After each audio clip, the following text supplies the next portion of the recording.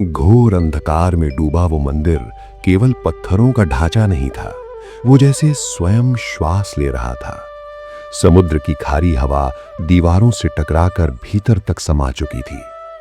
गर्भगृह में जलता एकमात्र दीपक हवा के हर झोंके पर कांप उठता, मानो अंधेरे से डरता हो। मुख्य पुजारी श्रीधरन नंबूदरी ने शंख बजाया। शंखनाद की गूंज मंदिर की छतों से टकराकर लौट आई। फिर सब कुछ फिर से शांत हो गया। ये उनका नित्य कर्म था, वर्षों से चला आ रहा, नियमों में बंधा, समय से बंधा। जैसे ही वे भगवान जगन्नाथ की प्रतिमा के समीप पहुंचे, उनका हाथ अचानक थम गया।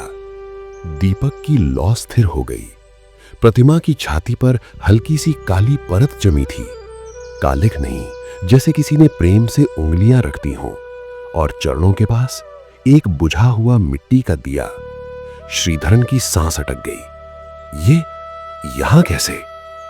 नियमों के अनुसार सूर्यास्त के बाद गर्भगृह में केवल विधि पूर्वक जलाया गया दीप ही रह सकता था। कोई अतिरिक्त दीप, वो भी मिट्टी का, असंभव था। उन्होंने दीपक नीचे किया, आंखें मूंद लीं। ये अपवित्रता नहीं थी, पर यह सामान्य भी नहीं थी। ये किसी संकेत जैसा था, पर किसका? सुबह होते ही मंदिर प्रांगण में हलचल मच गई। राज्य के प्रशासक देवन नायर, वरिष्ठ पुजारी और सुरक्षा प्रमुख एकत्र हुए। श्रीधरन ने सब कुछ बताया। कोई भीतर घुसा ही नहीं सकता, सुरक्षा प्रमुख ने कहा। पर देवन नायर चुप थे। उनकी आंखों में चिंता नहीं, बेचैनी थी। आज रात भगवान जगन्नाथ के मंदिर में एक भी अंधेरा कोना नहीं होना चाहिए। मंदिर से थोड़ी दूरी पर समुद्र के किनारे एक पुरानी झोपड़ी थी। वहीं रहती थी अम्मू अम्मा। झुकी कमर, सफेद बाल और आंखों में ऐसी ममता कि सामने वाला अनायास झुक जाए। वो मिट्टी के चूल्हे के पास बैठी एक छोटा सा दीपक बना रही थी। नारियल का तेल, मोटी बाती और एक टूटा हुआ दिया। उसके पास एक छोटा बालक बैठा था, सांवला, गोल आंखें, चेहरे पर अजीब सी शांति। वो बार बार अम्मा की ओर देखता, फिर समुद्र की ओर। अम्मा, उसने कहा, अंधेरा आ रहा है। अम्मू मुस्कुराई। डरो मत रे, जब दीप है तो अंधेरा कैसे रहेगा? वो दीपक जलाकर बालक के सामने रख देती। बालक जमीन पर बैठ जाता, जैसे किसी मंदिर में बैठा हो।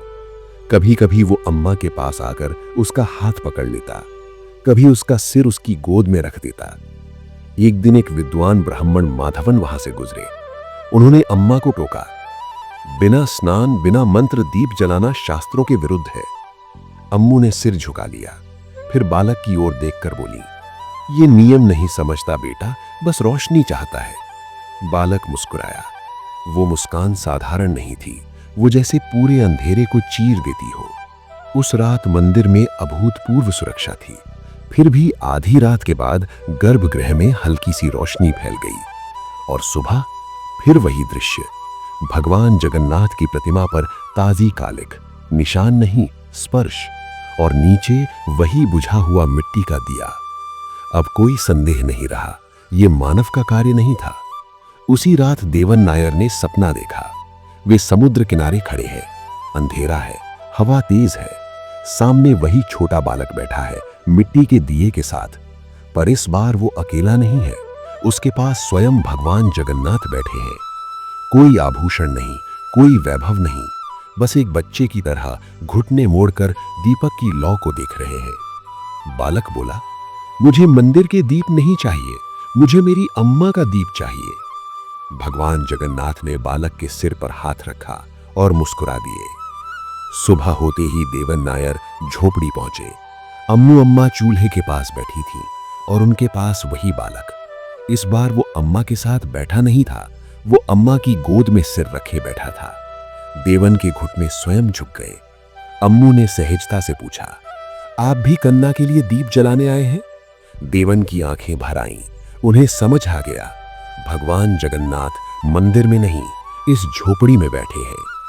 समय बीता, अम्मू अम्मा कमजोर होने लगी। एक रात वो चारपाई पर लेटी थीं। बालक पास बैठा था। आज दीप कौन जलाएगा? अम्मा ने पूछा। बालक मुस्कुराया, आज मैं जलाऊंगा और फिर हम दोनों साथ बैठेंगे। अम्मू की आंखें बंद हो गईं, चेहरे पर शांति थी। उसी क्षण भगवान जगन्नाथ के सामने रखा मुख्य दीप अपने आप तेज जल उठा, जैसे किसी मां ने अपने बच्चे को देख लिया हो। अगले दिन घोषणा हुई, अब हर रात मंदिर का पहला दीप किसी मंत्र से नहीं, एक मां के नाम से जलेगा, क्योंकि भगवान जगन्नाथ ने स्वयं सिखा दिया, भक्ति नियमों से नहीं, ममता से जन्म लेती है। और आज भी जब समुद्र की हवा मंदिर में आती है तो ऐसा लगता है भगवान जगन्नाथ कहीं पास ही बैठे हैं, किसी अम्मा के साथ एक छोटे से दिए की रोशनी में मुस्कुराते हुए।